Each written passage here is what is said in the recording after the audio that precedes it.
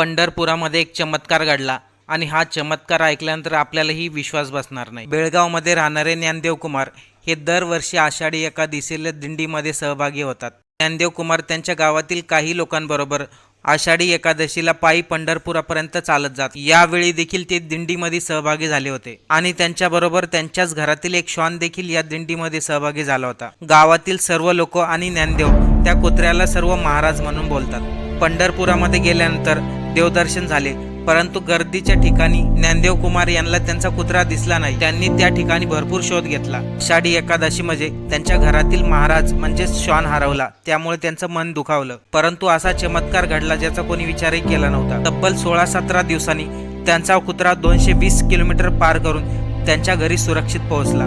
महाराज घरी आल्याने ज्ञानदेव कुमार आणि गावातील लोकांना आश्चर्याचा धक्काच बसला, कारण की 220 किलोमीटर रस्ता न चुकता श्वान घरी आला।